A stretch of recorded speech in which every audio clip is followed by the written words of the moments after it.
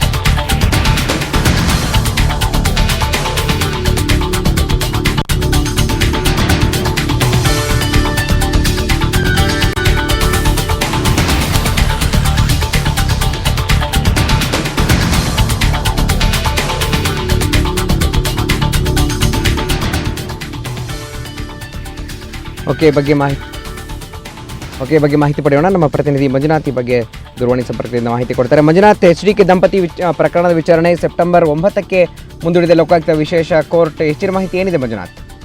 ಗುರುಪ್ರಸಾದ್, ಈಗ ಹೈಕೋರ್ಟ್ ನಲ್ಲಿ ಆದಂತಹ ಬೆಳವಣಿಗೆಗಳನ್ನ ಗಮನಿಸಿದಂತ ನ್ಯಾಯಾಲಯ, ಲೋಕಾಯುಕ್ತ ನ್ಯಾಯಾಲಯ ಕೊನೆಗೆ ಪ್ರಕರಣದ ವಿಚಾರಣೆಯನ್ನ 9ಕ್ಕೆ ಮುಂದೂಡಲಾಗಿದೆ.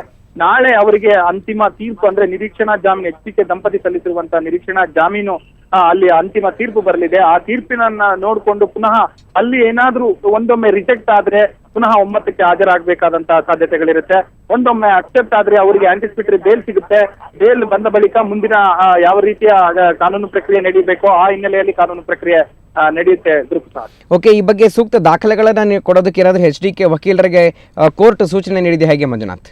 ಹೌದು ಗುರುಪ್ರಸಾದ್, ಬೆಳಿಗ್ಗೆ ಸುಮಾರು 1 ಗಂಟೆಯ ಸಂದರ್ಭದಲ್ಲಿ ದೂರುದಾರರ ಪರ ಆಗಿರುವಂತಹ ವಿನೋದ್ ಕುಮಾರ್ ಅವರ ಪರ ವಕೀಲರು ತೀವ್ರ ಆಕ್ಷೇಪವನ್ನ ವ್ಯಕ್ತ ಮಾಡಿದ್ರು. ಅಂದ್ರೆ ಕೇವಲ ಅವರು ಇವತ್ತು ಬೆಳಿಗ್ಗೆ ಒಂದು ಆಸ್ಪತ್ರೆಯೊಂದರಲ್ಲಿ ಔಟ್ ಪೇಷಂಟ್ ಆಗಿ ಟ್ರೀಟ್ಮೆಂಟ್ ತಗೊಂಡಿದ್ದಾರೆ, ಆದ್ರೆ ನ್ಯಾಯಾಲಯಕ್ಕೆ ಬರ್ತಾ ಇಲ್ಲ ಅನ್ನುವಂತ ಆಕ್ಷೇಪವನ್ನ ತೆಗೆದ್ರು. ಇದಕ್ಕೆ ಉತ್ತರವಾಗಿ ನಾವು ಇಂಥದ್ದು ಇದು ಕೇವಲ ನ್ಯಾಯಾಲಯವನ್ನ ಒಂದು ರೀತಿಯಲ್ಲಿ ಮರೆಮಾಚುವಂತ ಸಂಗತಿಗಳೇ ಇದಾಗಿದೆ ಅನ್ನುವಂತ ಮಾಹಿತಿಗಳನ್ನ ನೀಡಿದ್ರು.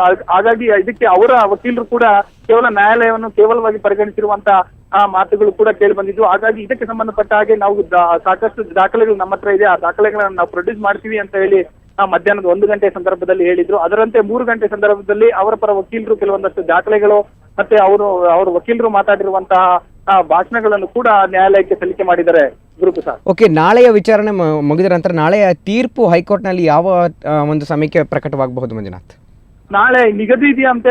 ಹೈಕೋರ್ಟ್ ನಲ್ಲಿ ಸುಮಾರು ಒಂದು 10:30 ಇಂದ 11 ಗಂಟೆ ಸಂದರ್ಭದಲ್ಲಿ ಇದು ಆಗುವಂತಹ ಸಾಧ್ಯತೆ ಇದೆ. ಯಾಕಂದ್ರೆ ಇದು ಅಂತಿಮ ತೀರ್ಪು ಪ್ರಕಟವಾಗುವ ಹಿನ್ನೆಲೆಯಲ್ಲಿ ನಾಳೆ ಬೆಳಿಗ್ಗೆಯೇ ಅದನ್ನು ತೆಗೆದುಕೊಳ್ಳುವುದಾಗಿ ಅಲ್ಲಿನ ನ್ಯಾಯಾಧೀಶರು ಹೇಳಿರುವ ಹಿನ್ನೆಲೆಯಲ್ಲಿ ಬೆಳಿಗ್ಗೆನೆ ಇದು ಒಂದು ಅಂತಿಮ ತೀರ್ಪು ಹೊರಬೀಳುವ ಸಾಧ್ಯತೆ ಇದೆ. ಗುರುಪ್ರಸಾದ್, ಮಂಜುನಾಥ್, ಧನ್ಯವಾದ ತಮ್ಮೆಲ್ಲ.